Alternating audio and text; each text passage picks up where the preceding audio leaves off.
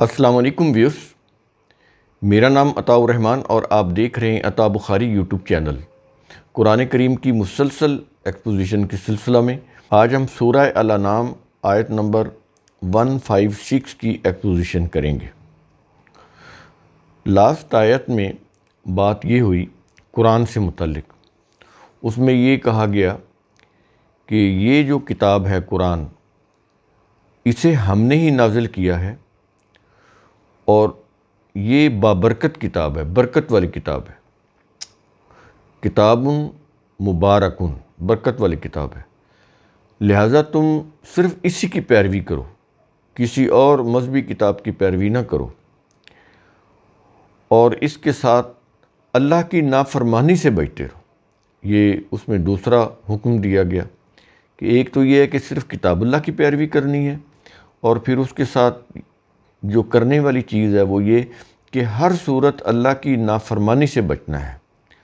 واتقوا، عام طور پر اس میں کیا جاتا ہے کہ تقوی اختیار کرو، اس سے بات سمجھ نہیں آتی۔ تقوی کے اندر کیا ہوتا ہے؟ ایک تو اللہ کے احکام کی، اس کے قوانین کی پیروی کرنا ہوتا ہے۔ اسی میں یہ چیز آ جاتی ہے کہ اللہ کے احکام کی، اس کے قوانین کی پابندی کرنا آ جاتا ہے۔ پھر اسی کے اندر یہ چیز بھی آ جاتی ہے کہ اللہ کے احکام یا اس کے قوانین کی خلاف ورزی سے بچنا بھی آ جاتا ہے۔ تقوی کے اندر ڈرنا اور بچنا دونوں معنی آتے ہیں، لیکن بچنا جو ہے نا، یہ بنیادی معنی ہیں۔ جو بچنا چاہے گا وہ وہی ہوگا نا جو ڈرے گا اس کی خلاف ورزی سے۔ تو ڈر کے معنی تو اس میں بہت بعد میں آتے ہیں، لیکن تراجم میں عموماً ترجمہ یہی کیا جاتا ہے کہ اللہ سے ڈرو، اللہ سے ڈرو۔ تو ٹھیک ہے، یہ کسی لحاظ سے معنی ٹھیک بھی ہیں، لیکن اصل میں اس کا معنی یہ ہوگا کہ اللہ کے قوانین کی پابندی کرتے ہوئے اس کی خلاف ورزی سے بچنا ہے۔ اس سے بچو کہ خلاف ورزی نہ ہو جائے، اصل میں یہ میننگ ہے۔ ڈرنا جو ہے نا، یہ تو بالکل بہت آخر میں جا کے اس کے میننگز میں آتا ہے، اور یہ پرائمری میننگ نہیں ہے اللہ سے ڈرو، کیونکہ اللہ ڈراتا نہیں ہے۔ انسانوں نے ڈرنا ہے، جو وہ غلط کام کرتے ہیں اس سے جو تباہی آتی ہے، جو تباہ کن انجام ہوتا ہے غلط کاموں کا، اس سے تو ٹھیک ہے ڈرنا ہے یہ چیز۔ تو یہ تھوڑے تھوڑے نکات ہیں، اگر یہ سمجھ آ جائیں تو اس سے بہت ساری چیزیں کلیئر ہو جاتی ہیں۔ تو اس کے بعد پھر اس آیت کے آخر میں یہ چیز کہی گئی کہ یہ سارے احکام ہم تمہیں کیوں کہہ رہے ہیں کہ ان کے اوپر عمل کرو، کتاب اللہ کی پیروی کرو، اللہ کی نافرمانی سے بچتے رہو، یہ ہم کیوں کہہ رہے ہیں؟ تاکہ تمہاری شخصیت کی بہتر طور پر نشو و نما ہو سکے، تمہاری شخصیت کی، تمہاری صلاحیتوں کی نشو و نما ہو سکے۔ وہاں پر لعلکم ترحمون ہے، تو عام طور پر ترجمہ کیا جاتا ہے، جیسا کہ آپ دیکھیں گے نا، عموماً یہی لکھا ہوگا کہ تاکہ تم پر رحم کیا جائے۔ تو اس سے تھوڑا سا یہ محسوس ہوتا ہے جیسے کوئی پہلے ظلم ہو رہا تھا اور اب ان کے اوپر کوئی رحم کر دیا جائے گا۔ تو کیونکہ رحم کے معنی ہماری زبان میں ایسے ہی ہے کہ جیسے اس کے اوپر مجھے رحم آیا اور میں نے اس کو معاف کر دیا، یا میں نے اس کی مدد کر دی، مجھے اس کے اوپر رحم آیا، ترس آیا۔ تو اس طرح کے الفاظ جو ہے نا ہماری زبان میں بولے جاتے ہیں، تو وہی کانسیپٹ ذہن میں رہتا ہے۔ لیکن اس کا جو اصل کانسیپٹ ہے نا رحمت کا، وہ آپ کے سامنے ہونا چاہیے کہ رحمت کے اندر نشو و نما ہوتی ہے، اور جو سب سے بہتر نشو و نما ہوتی ہے نا، وہ ہوتی ہے ذہنی نشو و نما۔ ذہنی نشو و نما سب سے بہتر نشو و نما ہوتی ہے۔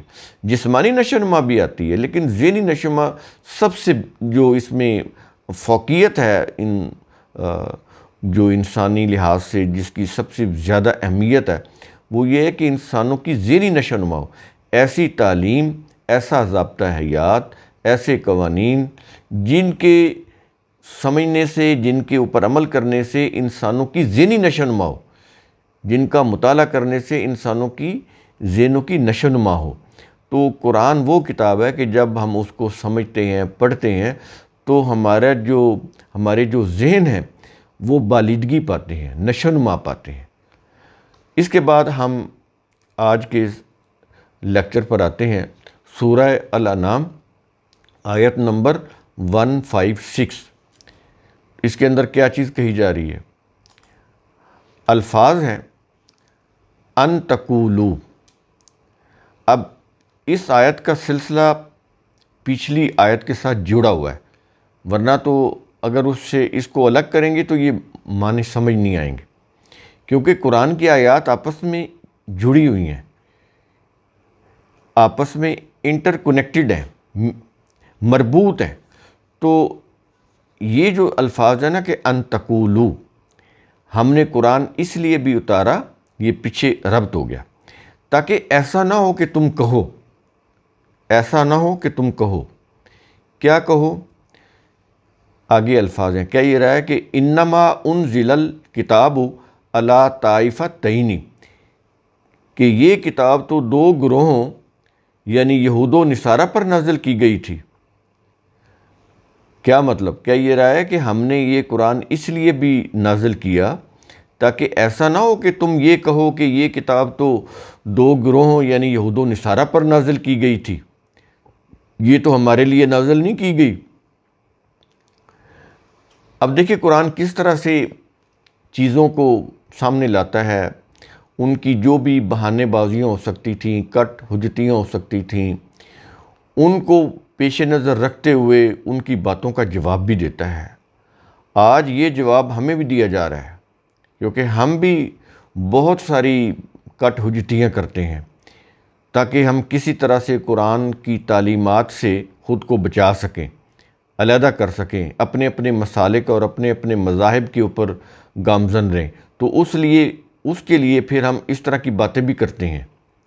آج بھی ایسی یہ چیزیں ہو رہی ہیں۔ قرآن جو ہے نا، یہ مائنڈ سیٹ بیان کرتا ہے، یہ جتنی بھی وہ باتیں کرتا ہے وہ کوئی اس دور کے مخصوص لوگوں کی نہیں تھیں، نہ تو یہ گزشتہ اقوام کے کوئی مخصوص لوگوں کی بات تھی، جیسے قوم نوح، قوم عاد، قوم سمود، یعنی اس طرح کی جو اقوام گزری ہیں۔ تو یہ نہیں کہ وہ کوئی مخصوص شخصیات کی بات ہو رہی ہے، نہیں، شخصیات کا تو وہ نام ہی نہیں لیتا۔ کس لیے؟ وہ اس لیے کہ تاکہ لوگوں کو یہ سمجھ آئے کہ یہ اشخاص کو زیر بحث نہیں لاتا۔ یہ اشخاص کا جو مائنڈ سیٹ ہوتا ہے نا، جو ہر دور میں ایک ہی جیسا ہوتا ہے، اس مائنڈ سیٹ کو سامنے لے کر آتا ہے۔ فلاں قوم، اس کا مائنڈ سیٹ کیا تھا؟ تو اس میں شخصیات تو ہوتی ہی نہیں، قرآن کے اندر شخصیات ہوتی ہی نہیں۔ اس لیے قرآن کو جب آپ اڈاپٹ کریں گے، اس کے اوپر چلیں گے، صرف اسی کی اتباع کریں گے، تو پھر شخصیت پرستی تو بالکل ختم ہو جائے گی، آ ہی نہیں سکتی، کسی صورت نہیں آ سکتی۔ یہ تو وہ کتاب ہے کہ جب آخری نبی کے اوپر نازل کی گئی تو ہمیشہ کے لیے وحی کا سلسلہ اس کے بعد بند کر دیا گیا۔ جب قرآن کا نزول مکمل ہو گیا تو وحی کا سلسلہ ہمیشہ کے لیے بند کر دیا گیا، نبوت کا سلسلہ ہمیشہ کے لیے بند کر دیا گیا، کتاب کا سلسلہ نازل کرنے کا ہمیشہ کے لیے بند کر دیا گیا، کیونکہ اب جو ہے آخری نبی کے دور میں انسان جو تھے، ان کی عقلی سطح، ذہنی سطح اس پختگی پر پہنچ چکی تھی کہ اب نہ ان کو کسی معجزوں کی ضرورت تھی، نہ انہیں کوئی ان کے لیے ضروری تھا کہ ہر دور میں کوئی نبی ہو۔ قرآن یہ جو ہے، یہ اللہ کی قانون کی کتاب ہے، تو کتاب موجود رہے گی ہر دور میں۔ جو قوم بھی اس کی روح سے اپنا نظام بنائے گی کامیاب ہو جائے گی، نبی نہیں ہوگا اس کے ساتھ، نبی نہیں ہوگا۔ تو بالکل ایسے ہی ہے جیسے مختلف ممالک ہیں، ہر ملک کے اندر مختلف سیاسی جماعتیں ہوتی ہیں، امریکہ میں بھی ہیں، یورپ کے ملکوں میں بھی ہیں، ہمارے پاکستان میں بھی ہیں۔ ایک ملک کے اندر مختلف سیاسی جماعتیں ہوتی ہیں، 5 سال بعد یا جو بھی اس کے بعد الیکشن ہوتے ہیں، جو جماعت آتی ہے وہ حکومت بناتی ہے، آئین پہلے سے موجود ہوتا ہے، کانسٹیٹیوشن، اس کو وہ لیتی ہے اور اس کے مطابق کام شروع کر دیتی ہے۔ اس کی وائلیشن کرے یا اس کے مطابق کام نہ کرے، اپنی مفاد پرستیوں کے کام کرے، یہ ایک علیحدہ چیز ہے، لیکن میں ایک قانون یا اصول بتا رہا ہوں، دستور بتا رہا ہوں۔ وہ یہ کہ کوئی بھی جماعت جب الیکشن میں جیتتی ہے تو کانسٹیٹیوشن پڑھا ہوتا ہے، وہ اس کے مطابق ملک کو چلاتی ہے۔ تو قیامت تک کوئی بھی قوم آئے گی، کوئی بھی زمانہ ہو، کوئی بھی دور ہو، کوئی بھی قوم ہو، جو بھی اس کتاب اللہ کو ریاست کی سطح کے اوپر جو قوم بھی نافذ کرے گی وہ کامیاب ہو جائے گی. یہ چیز ہے. تو یہ حیثیت ہے اس کتاب اللہ کی. لیکن اگر یہ کتاب 2 جلدوں میں بند پڑی رہے تو پھر کوئی فائدہ نہیں. کسی بھی بڑے سے بڑا ملک اس کو لے لیں، اگر اس کے اندر قانون کی حکمرانی نہیں ہے، قانون صرف کتابوں کے اندر بند پڑا ہے، عدالتوں کے اندر ججز صرف اپنی وہ رشوت لینے میں اور اپنی عیش پرستی کی زندگی گزارنے کے لیے سارے ہتھ کنڈے استعمال کر رہے ہوں، تو قانون تو پھر کتابوں میں ہی بند رہے گا. عوام کو یا انسانوں کو انصاف تو نہیں ملے گا، کیونکہ کتابوں میں بند پڑا ہے. کتاب کا بھی یہی معاملہ ہے، اللہ کی جو کتاب ہے قرآن کا، اس کا بھی یہی معاملہ ہے کہ اگر یہ 2 جلدوں میں بند پڑا ہوا ہے، لوگ اس کو کچھ چوم چاٹ کے کھولتے ہیں، پڑھتے ہیں، وہ بھی بے سمجھے، یا اس کو کہیں کوئی اسمبلی کے اندر اس کی تلاوت ہو جاتی ہے تو اس کے بعد اسمبلی کا اجلاس آن ہو جاتا ہے، تو اس کا کوئی فائدہ نہیں ہے. یہ اپنے لحاظ سے وہ برکت کے لیے پڑھتے ہیں، دکھاوا ایک طرح کا کہ دیکھیں جی یہ لوگ بڑے اچھے ہیں، اپنے سیشن کا آغاز ہی قرآن کی تلاوت سے کرتے ہیں. بھئی اس کا فائدہ تو تب ہوگا نا جب آپ اس کی روح سے قانون سازی کریں گے، جب کتاب اللہ کے قوانین کو نافذ کریں گے، اس کی روح سے عدالتیں بھی کام کرتی ہوں اور انتظامیہ کے جو محکمے ہیں وہ بھی کام کرتے ہوں. تو انتظامیہ اور عدلیہ اگر قانون کے تحت جو اللہ نے دیا اس کے مطابق، اس کے تحت جب کام کریں گے تو پھر تو کامیابی ہوگی. ٹھیک ہے. لیکن اگر صرف برکت کے لیے ثواب کی نیت سے کوئی اجلاس کے یا سیشن کے شروع میں، کوئی میٹنگ کے شروع میں اگر آپ کچھ آیات تلاوت کر لیتے ہیں تو اس کا کوئی فائدہ نہیں ہوگا. تو یہ جو کتاب ہے یہ قانون کی کتاب ہے، اس کو ریاست کی سطح کے اوپر نافذ ہونا چاہیے. تو اس کی روح سے رول آف لا جو ہے وہ پوری ریاست کے اندر قائم ہونا چاہیے، اور اس کا نفاذ اور اس کی جو ہے نا اس کی انفورسمنٹ اور اس کے اوپر پھر عمل داری یہ ہونی چاہیے. پھر فائدہ ہوگا، پھر کامیابی ہوگی. تو کہہ یہ رہا ہے کہ یہ نہ ہو کہ یہ ایسا نہ ہو کہ تم عرب جو لوگ ہو وہ یہ کہو کہ یہ کتاب تو 2 گروہوں یہود و نصارہ کے اوپر نازل کی گئی تھی. کب؟ کہتا ہے کہ من قبلنا، ہم سے پہلے، یعنی ہم عربوں سے پہلے یہ کتاب تو ان کے لیے نازل کی گئی تھی، تو ہمیں تو اس کے متعلق کچھ معلومات نہیں ہے، ہم تو کچھ نہیں جانتے اس کتاب کے متعلق. تو کیا یہ رہا ہے کہ جیسے ہم نے ان کو اپنی ہدایت دی، اپنے قوانین سے ان کو آگاہ کیا، اپنی ہدایات دیں، اپنی رہنمائی دی، ایسے ہم تم کو بھی دے رہے.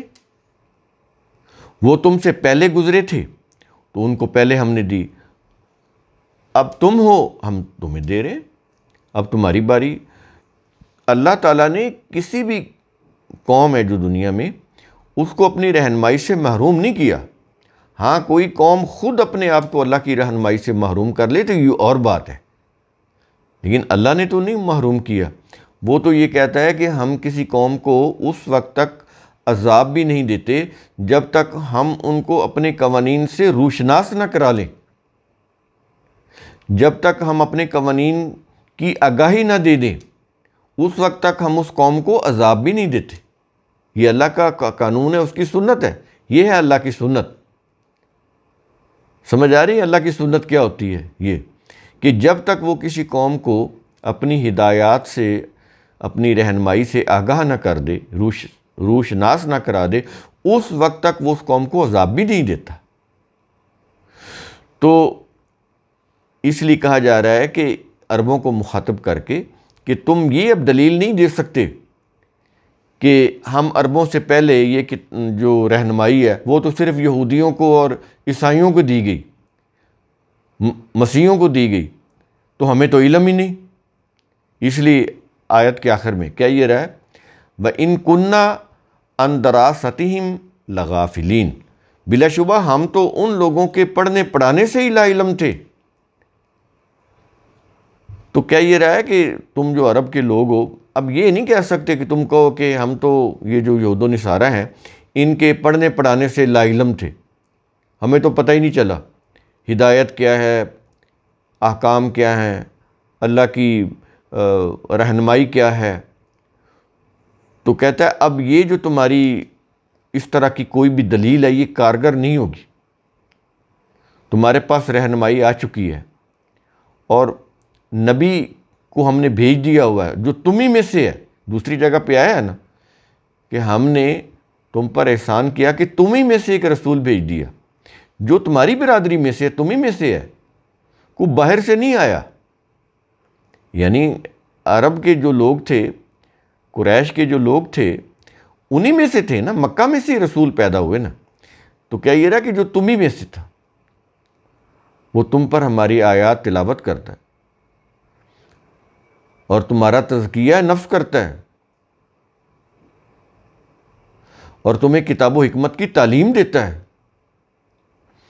تو لہٰذا تمہاری یہ دلیل جو ہے نا اب یہ نہیں سنی جائے گی کہ صرف یہود و نصارہ کوئی اللہ نے رہنمائی دی، ہمیں نہیں دی. تو تمہارے پاس بھی نبی آ چکا ہے، تمہارے پاس بھی کتاب اللہ آ چکی ہے، تو تم اس کو دیکھو، دلائل کے اوپر غور و فکر کرو اور اس کے اوپر ایمان لے کر آؤ تاکہ تم بھی کامیاب ہو جاؤ. یہ چیز کہی جا رہی. تو آپ یہ دیکھ رہے ہیں کہ قرآن کا کیا مقام ہے. قرآن کو نازل کرنے کی جو وجوہات ہیں، جس طرح سے وہ باتیں کر رہے تھے، تو وہ وجوہات بھی وہ ساری بیان کی اللہ تعالیٰ نے تاکہ بالکل بات کلیئرٹی کے ساتھ سامنے آ جائے کہ اس کے نازل ہونے کی وجوہات کیا تھی. کتابیں تو پہلے بھی آتی رہی نا، لیکن یہ جامع ترین کتاب تھی. اس کتاب کے اندر پچھلی امتوں کے انبیاء کے اور ان کی جو امتیں تھیں ان کے بھی جو ضروری حالات تھے وہ بھی آ گئے، قانون کو سمجھانے کے لیے وہ بھی آ گئے، جو احکام دین سے ریلیٹڈ دیے گئے تھے وہ بھی سارے کے سارے آ گئے.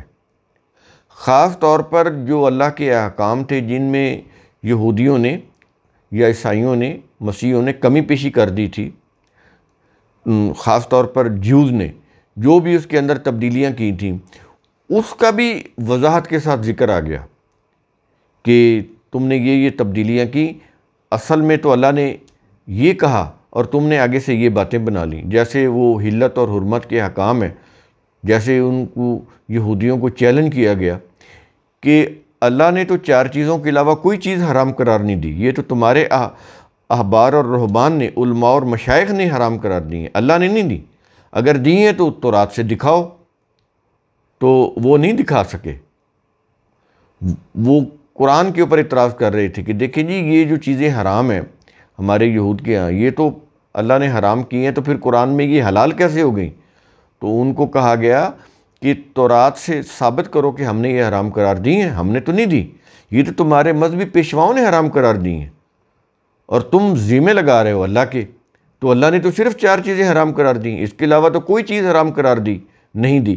اس کے اوپر کتنی آیات پیچھے گزر چکی ہیں وہ آپ نے سنی ہوگی، اگر نہیں تو ان کو دوبارہ سن لیجئے.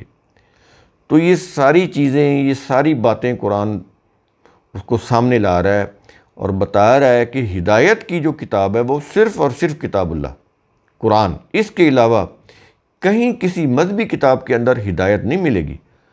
اللہ کی ہدایت ہے وہ صرف قرآن کے اندر ہے، قرآن سے باہر اللہ کی ہدایت نہیں ہے. وہ لوگوں نے اپنے مسلک کی چیزیں بتائی ہیں اور اپنی طرف سے ان کو رہنمائی ظاہر کر کے اس کے اندر لکھا ہوا ہے، لیکن جو خالص رہنمائی اللہ کی طرف سے وہ صرف اس کی کتاب کے اندر ہے، اس کی کتاب سے باہر نہیں ہے. ایک ہی وحی ہے جو قرآن کے اندر ہے، اس کے علاوہ وحی کی کوئی قسم نہیں ہے کہ کہا جائے کہ وہ وحی کی دوسری قسم جو ہے نا وہ یہ ایرانی جو حدیث کی کتابیں اس کے اندر ہے. بالکل نہیں. کہا گیا نا کہ وحی کی دو قسمیں ہیں، وحی جلی اور وحی خفی۔ وحی جلی قرآن کے اندر ہے، اور وحی خفی جو ہے نا وہ خفیہ سینوں سے سینہ بہ سینہ منتقل ہوتی ہوئی یہ روایت کی کتابوں میں لکھی گئی جو ایرانی کتابیں ہیں، وہ سیاہ ستہ ہوں یا دوسری حدیث کی کتابیں ہوں، اس کے اندر ہے۔ تو بالکل یہ کہنا صحیح نہیں ہے۔ ایک ہی وحی ہے جو کتاب اللہ کے اندر ہے، قرآن سے باہر کسی بھی کتاب میں وحی نہیں ہے۔ ایک ہی رہنمائی ہے جو صحیح ترین ہے، جو اللہ کی طرف سے ہے، وہ قرآن کے اندر ہے۔ قرآن سے باہر جتنی بھی کتابیں ہیں وہ رہنمائی لوگوں کی دی ہوئی ہے، اللہ کی دی ہوئی نہیں ہے۔ تو لوگوں کی دی ہوئی رہنمائی میں سے کچھ چیزیں صحیح بھی ہو سکتی ہیں، یہ نہیں کہ وہ ساری غلط ہوں گی، لیکن ایبسولوٹ ٹروتھ نہیں ہے وہ۔ ایبسولوٹ ٹروتھ کتاب اللہ کے اندر ہے۔ تو قرآن کریم کا اصول ثم تتفکروا، اس کی روح سے آپ خود بھی سوچا کریں، سمجھا کریں، غور و فکر کیا کریں۔ شکریہ۔